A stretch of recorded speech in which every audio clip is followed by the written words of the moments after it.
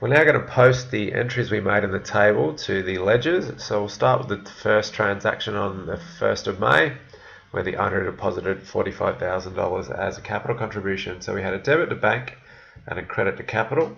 The reference in our debit will reference the capital ledger because that's where we'll find the matching credit. And in the capital ledger, we'll reference the cash at bank ledger, given that is where we'll find the debit. The next one, we bought office furniture. I got a debit to office furniture, a debit to GST, and a credit to creditors, as this was bought on credit. So I'll have for my debits a reference to the creditors ledger, and for the credits, I'll have to reference two ledgers, the office furniture ledger / the GST ledger. Next, we bought shop fittings for cash. So I had a debit to shop fittings, debit to GST, a credit to cash at bank. So my debits will be referencing the cash at bank ledger, and the credits will reference shop fittings / GST. Then we paid the first month's rent, so we had a debit to rent, a debit to GST, and a credit to cash at bank. The two debits in rent and GST will reference the cash ledger, where we'll find the credit, and the credits will reference rent / GST. Then bought stock on credit for $25,000 plus GST. So we had a debit to stock, debit to GST, and a credit to the creditors ledger. So our debit references will be to the creditors ledger, and our credit reference will be to the stock / GST ledgers. On the 4th, we had a cash sale. So let's just deal with the sale part of it for $9,000 plus GST. So that was a debit to bank, a credit to GST, and a credit to sales. Our debit reference will have to be a double reference to the sales and the GST ledger, and our credit references can just both reference cash. Now I need to do the cost of sale part.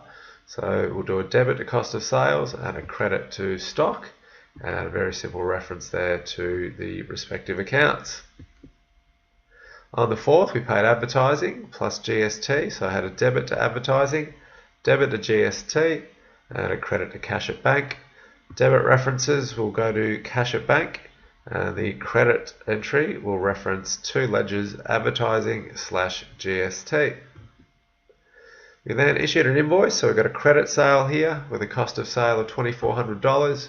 So in this instance, it was going to be a debit to the debtors ledger because we'll have an asset as someone owes us money. We've got a credit to GST and a credit to sales. Our debit reference will be split over two ledgers, sales / GST, and our credit references will just both reference the debtors ledger.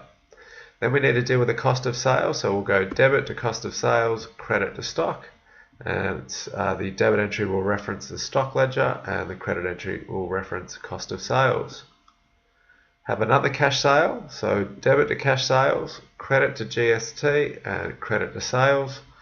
Double reference for the debits, we'll need to reference sales / GST, and the credits will both reference cash at bank. Cost of sale, we'll do a debit, and the stock was a credit, and they reference each other.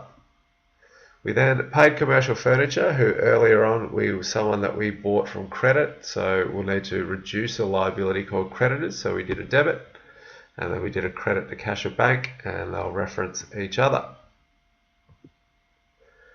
On the 6th, we had a cash sale, $2,000 plus GST with a cost price of $1,100. We got a debit to cash at bank, credit to GST, and a credit to sales. A double reference for the debits because that'll go over two ledgers, sales / GST, and then a single reference for both credit entries to the cash ledger. Cost of sales will reference stock, and stock will reference cost of sales.